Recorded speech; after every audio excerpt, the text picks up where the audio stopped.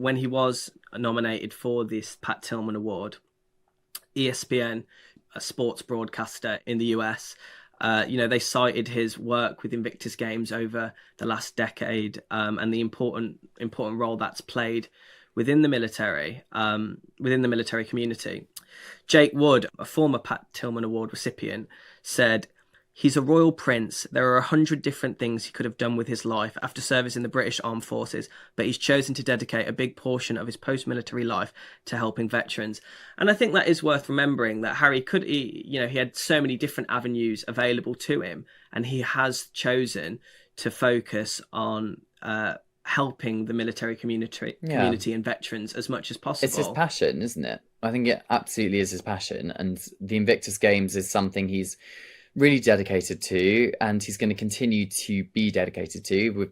We've just had we're going to have the Winter Games in Canada. Yeah, in Vancouver in 2025. In 2025, and I'm sure he will come back to the UK and do various events with perhaps Team GB. He's obviously got Scotty's Little Soldiers, as we've already mentioned.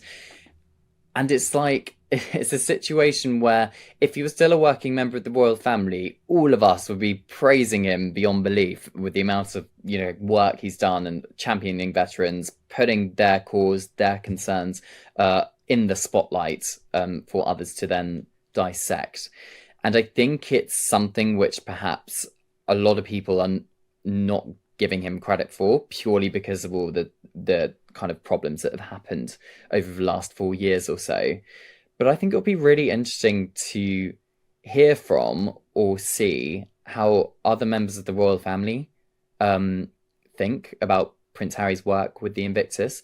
A lot of the criticism I get online sometimes when talking about Prince Harry and the Invictus Games is remembering how it launched, being part of the Royal Foundation with the Duke and Duchess of Cambridge, now Prince and Princess of Wales, of course. But then it is Prince Harry who's taken it off of the Royal Foundation and made it its own kind of separate organisation that he is very much heading up. But rooted in global strategy, media intelligence and public relations skill. Exactly the kind of high-caliber support Harry and Meghan deserve after the smear campaigns they've endured. On the other side sat Tobin Andrea, King Charles's top comms official, a man tied directly to how the palace wants to spin their narrative to the press and the public. These aren't interns. These are the gatekeepers of legacy. And their meeting signals one thing loud and clear: the royal family can no longer ignore Harry and Meghan. But of course, as soon as the news broke, royal commentators came crawling out of the woodwork. Suddenly it's all, will Harry and Meghan be allowed back into the fold? And what conditions would they have to meet to return? Pardon me? That's rich. Allowed back? Conditions? Let's rewind and remember why Harry and Meghan stepped away in the first place. The royal institution not only failed to protect them, it turned a blind eye while Meghan was torn apart by the UK press. They watched as this brilliant, accomplished, biracial American woman was vilified for everything from the way she held her baby bump to the fact that she dared to speak up. They stood silent when headlines questioned Archie's skin colour and when Meghan said she was struggling with suicidal thoughts. Where was the protection then? And now they want to talk about conditions. The audacity is astounding. The real question isn't what Harry and Meghan have to do to come back. It's what the firm must do to deserve them again. Because let's be real, Harry and Meghan are thriving. They have purpose, passion and the freedom to speak, act and lead on their own terms. They're not tethered to outdated traditions or performative duty. They're building something real. Harry's recent interview with the BBC gave us a glimpse into his heart. He wasn't petty, he wasn't bitter. He said, there's no point in continuing to fight anymore. Life is precious. And that's it right there. That's the emotional intelligence Harry has developed by stepping away from the chaos. He sees the bigger picture. He wants healing, he wants peace, not for headlines, but for his children, for Archie and Lilibet, to know their family in a way he didn't get to experience. But even then he was honest. He said forgiveness is possible.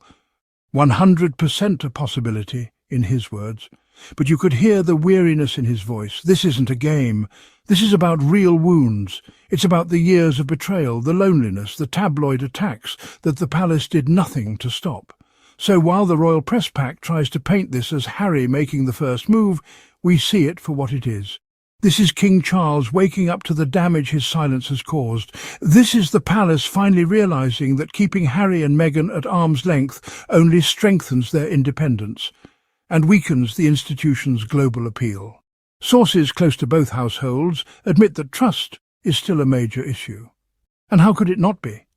This is the same palace that let the British press hound Meghan while they protected other royals caught in far more scandalous behaviour. They issued statements defending certain royals from false narratives, but gave silence to Meghan when she needed them most. Forgiveness? Yes. But let's be clear. Forgiveness is not forgetting. Forgiveness is not returning to dysfunction just because it's familiar. If King Charles truly wants to rebuild this bridge, he needs to acknowledge the wrongs, publicly, privately, completely, because silence is no longer an option. And this brings us to the next move, the 2027 Invictus Games in Birmingham. Harry has already extended an invitation to the palace, months in advance, offering the perfect platform for a possible reconciliation. Think about that. Invictus isn't just some event. It's Harry's legacy, a place of healing, of strength, of wounded warriors from across the globe coming together with dignity. It is everything the monarchy claims to represent but often fails to live up to. Imagine the symbolism. King Charles attending, showing up not as a stiff institution but as a father, standing in solidarity with his son, with veterans, with people who've actually sacrificed. That would be powerful, that would be healing. And yet, the palace response? We're considering it. Considering it? What exactly is there to consider? The British monarchy is rapidly losing touch with modern audiences. Their support among younger generations is crumbling. Their colonial legacy is still haunting nations across the Commonwealth.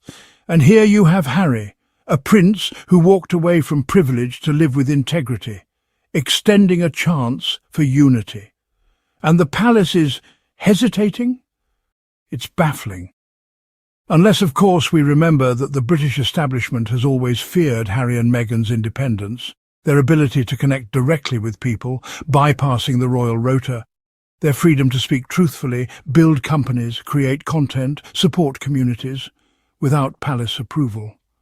That scares the firm, because it shows the world that the crown isn't essential. Character is. Let's also not ignore how the UK press is playing both sides. They attacked Harry and Meghan for leaving, then they ridiculed them for speaking out. Now they're trying to profit from the possibility of a return. Don't fall for the bait. They say Harry's desperate. They say Meghan's regretting Megxit. Lies, projection. These people can't stand the fact that Harry and Meghan are winning outside the system. They have international recognition, meaningful work, a thriving family life in California, and a global platform. If the monarchy wants a reunion, it won't be on palace terms. It will be on Sussex terms, and rightly so. Let's not forget, Harry left for love, for freedom, for truth. He walked away from everything he was born into because protecting his wife and children mattered more. That's a man of conviction. That's leadership, that's legacy. So here we are. A private summit has happened. Invictus 2027 is on the table.